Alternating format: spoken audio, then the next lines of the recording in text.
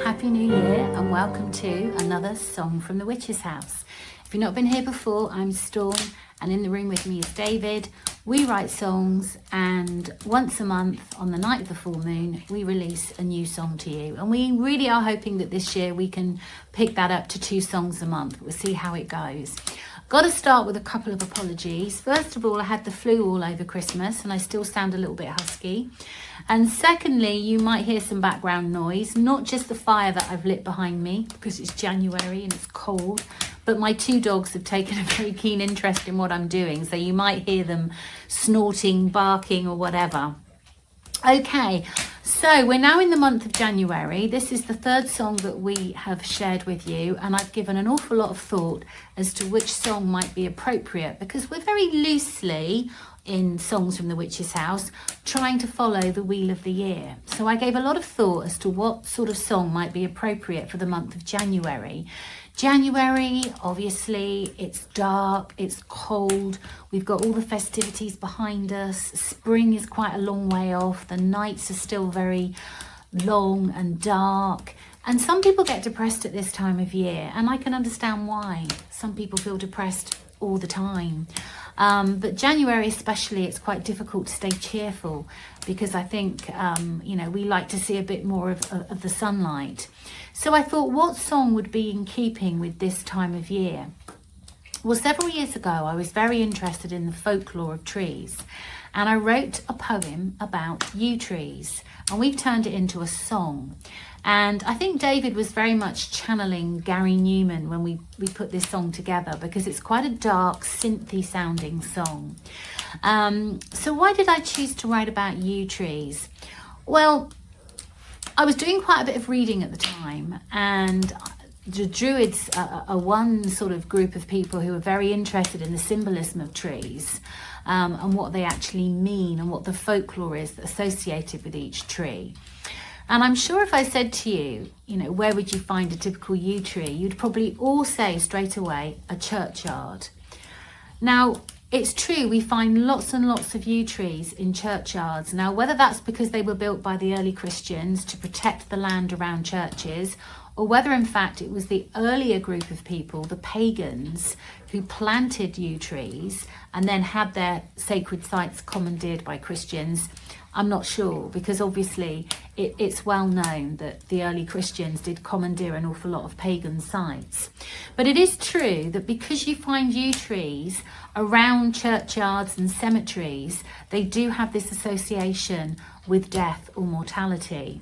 But actually, when I did a bit of reading, I discovered that the Druids believed that they're actually associated with rebirth. And that's quite interesting when you consider how a yew tree grows. You may have heard that it takes 1,000 years for a yew tree to grow and 1,000 years for it to die. And a yew tree is either male or female, and the way that they grow is they put down these new thin branches that kind of take hold, and then separate ones in time form next to them, and eventually you have this hollow trunk which is made up of all these different kind of tendrils. Now, as you know, we're based in Wiltshire, and I've done a lot of reading about Wiltshire folklore. Some of the songs that we've written are very much based on or inspired by the land or the legends associated with Wiltshire. So stick around, because in the next few months we're going to be sharing a lot more of our Wiltshire-based songs. But I came across a book on Wiltshire folklore that told me about a yew tree that's based in Tisbury. Sorry, you're going to hear my clock strike 6 o'clock in the background.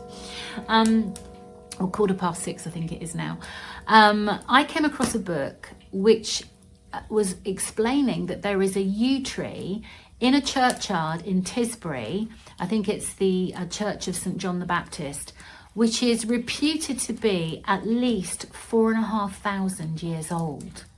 Now, my dentist is based in Tisbury, and I went to see him earlier this week, so I've had the opportunity to have a look around this particular churchyard and to photograph the particular yew tree in question. And the book that I have said that at one point, like in the 1800s, the hollow inside the trunk was so large that you could easily accommodate 8 or 9 people sitting inside. But sadly, this tree has now been filled with concrete or cement. I think they thought it was a way of trying to preserve the tree. I'm not quite sure that that was a brilliant idea. But you'll see some of the photographs that I'm sure David will share with you.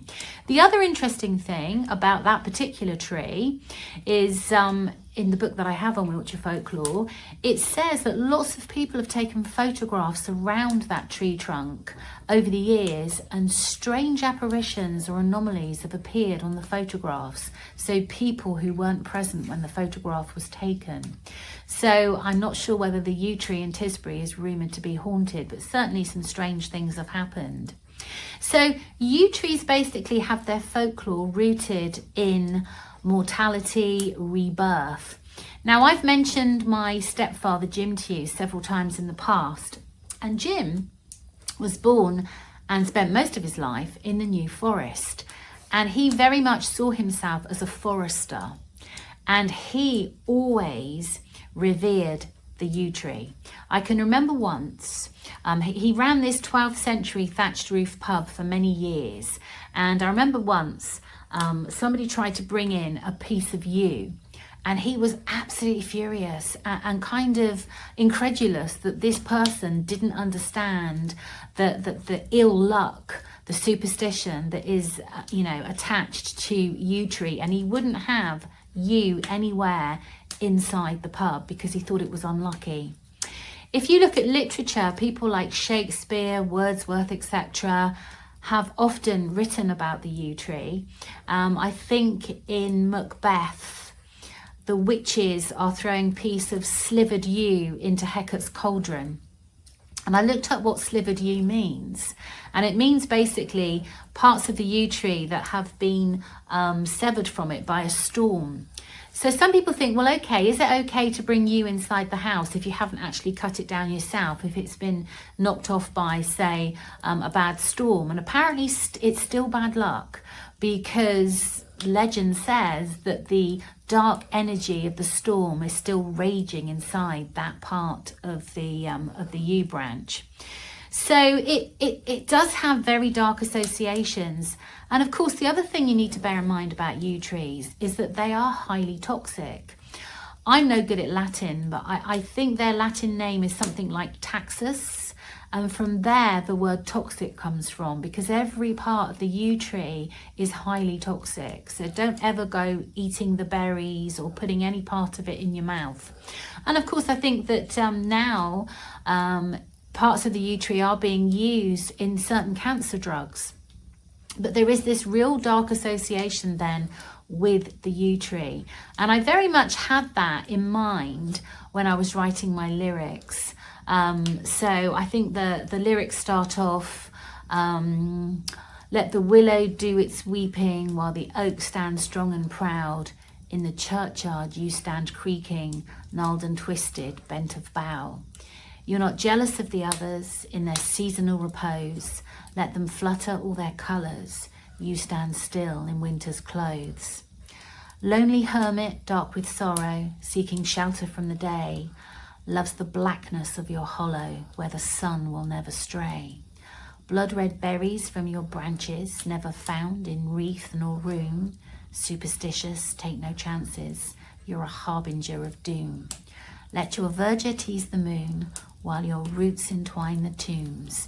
Weave your magic, 13th rune. So that's my poem. We've put it together as a song. It's a very dark song. It's not particularly commercial, but it's paying homage to the yew tree. And I hope that you've understood from my little bit of blurb the dark associations then that are attached to the yew tree. Now, you're probably thinking, well, how are you going to do a lead-in to your song? You normally sit somewhere in your house, whether it's by a clock or whether it's by a snow globe, so that you can do a lead-in to your song. And you just said that you can't bring yew tree into the house. Well, no self-respecting witch is without her divination tools. And next to me, you'll see in a separate slide, I have got some various tools which are used for divination. And one of those tools is a set of rune stones. And if you're paying attention to the lyrics then, you'll know that the 13th rune stone is named after the yew tree. So it's a bit tenuous, but that's my lead into the song. Anyway, thank you ever so much for paying attention. Hope you like the song.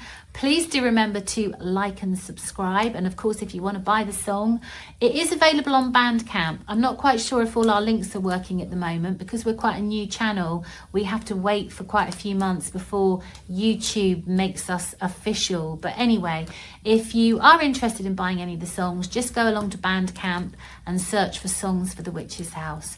Thank you very much for listening.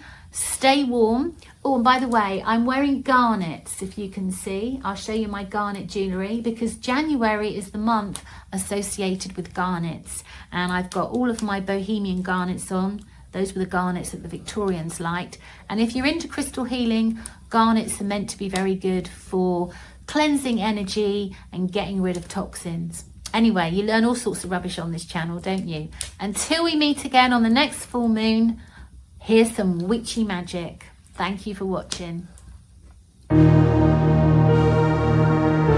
While the willow does its weeping and the oak grows strong and proud, in the churchyard you stand creaking, gnarled and twisted, bent and bowed. You're not jealous of the others in their seasonal repose. Let them flutter all their colors. You stand still in winter's clothes. You stand still in winter's clothes.